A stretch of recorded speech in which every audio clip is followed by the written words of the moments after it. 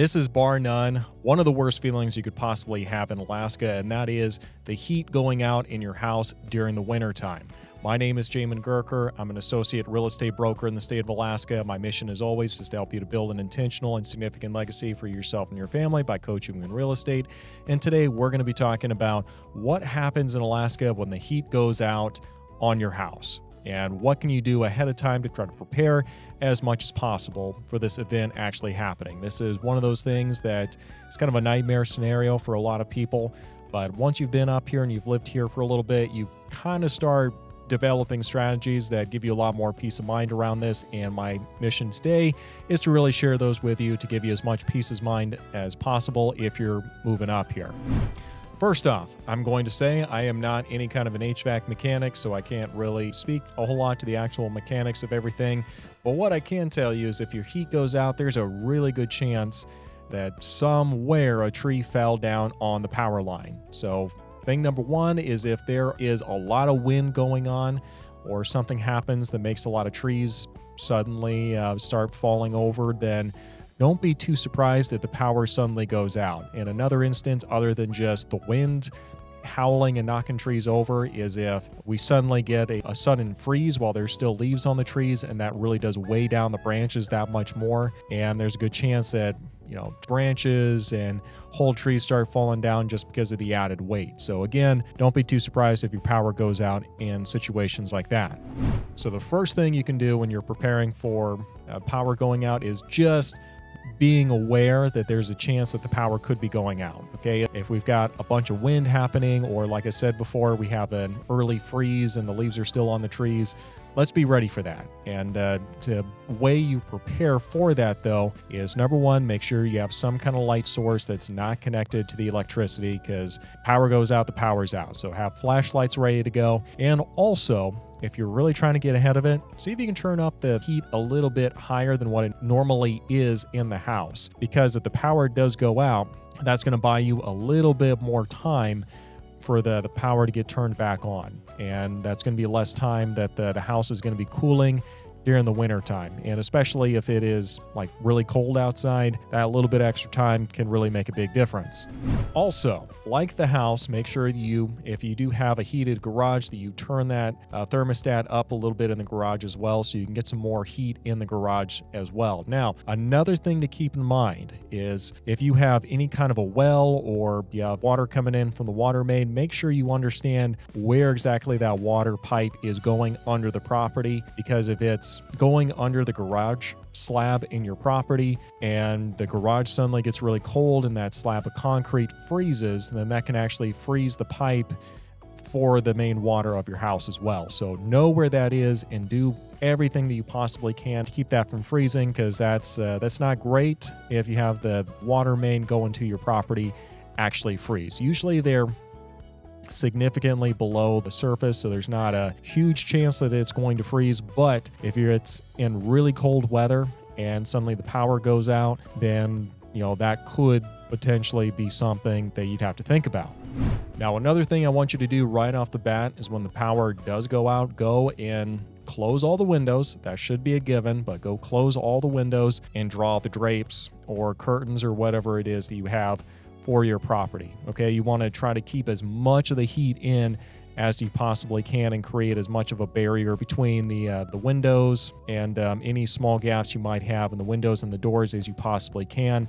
And also, this is kind of a given, but every year make sure you do have the yearly inspection and servicing of your heating unit, just to make sure that it's operating at tip-top shape, so you don't have any easy turnovers that might happen with just your unit going out. And it has nothing to do with a tree falling on the power line or anything like that. It has everything to do with your unit just not being serviced correctly. So let's make sure that's taken care of as well.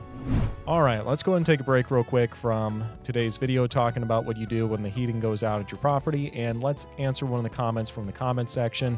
We do these in every single video, one of these in every video, so do make sure that if you do have any questions, you post those in the comment section down below so I can go ahead and respond to them. So today's comment says, are they always hiring in the oil field? I'm really not someone who's really that tuned into what's going on in the oil field, but I do know that if you're someone who does have those hard skills where you're going to be able to go to the oil field and really work really well up there and operate very well in that environment, then there's a good chance you're going to do just fine anywhere else in Alaska, because Alaska is a developing state. We desperately need contractors, handymen, electricians, carpenters, all these people, and a lot of them kind of focus just on the oil field, and that can be a little boom or bust. So if you are someone who's looking to get up here to Alaska, don't isolate yourself or put yourself into a corner looking only at the oil field at the exclusion of all other job opportunities that are up here. It's always an option to come up here, get yourself established, and then once you've built those connections, see if you can segue into working into the oil field later. And also, just real quick, while we're taking a break, I do have a podcast called The Alaskan Journey Podcast, where I interview people who've recently moved up here. And if you haven't listened to that podcast yet, you definitely do want to go check it out. So that's going to be in the description section down below. And let's finish up today's video. One of the big things I would want to know right off the bat is if I'm somewhere remote, is how am I going to communicate with other people in the event that my electricity does go down? So can I call somebody if I'm not connected to the Wi-Fi? And if the answer is no, how exactly am I going to communicate with other people in the event that my electricity does go out? Also, kind of while we're on the talking about phones, if I think there is a chance that my electricity could be going out, I'm going to make sure my phone is plugged in and charged all the way. So if something does happen, I have the maximum amount of time where I can use that phone before it's just no bueno. Something else that you can do that's really going to help you out when you're trying to prepare for some kind of an eventuality like this is have some alternative sources of heat for your house. So this is not going to make the lights turn back on, but it is going to give you at least the ability to keep your home warm, so you're not worrying about your pipes freezing, which for me, that's always one of the biggest concerns that I have. So make sure that alternative source of heat. I found wood stoves or gas fireplaces. Those work pretty well, but really the wood stove really is kind of the most disaster-proof unit I found for keeping the property warm. And at that point, you're just limited to how much firewood you can collect during the summer season, and make sure you have that readily available. And when the electricity does go out, you're really not concerned about anything other than just hopefully just starting the actual fire, and that's it.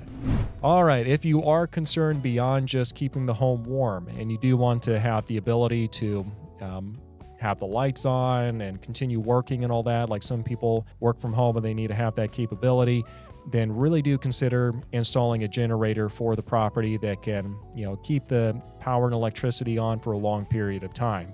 Now, these are a lot more expensive, and there's a lot more things that can go wrong with these as compared to something like a simple wood stove. So I will let you decide if it's something that you really should invest in or not, but that definitely is an option. Really the big thing though, if you are looking at moving to Alaska and you're concerned about the power going out, is just have some kind of plan and think through it before it actually happens, because if you're just caught flat-footed up here in a situation like that, then it may or may not be a fun story to tell later. Okay, sometimes the power goes out and it's back on within a couple hours. There have been instances where it might take upwards of like 24 hours or something like that, and that's obviously not a great place to be in. So make sure you are prepared going into it, and you just kind of know the area that you're in and what you're probably going to have to do in order to make it through if something were to happen. So this has been my video today. I sure hope it's been useful. Give this video a like, and we'll see you next time.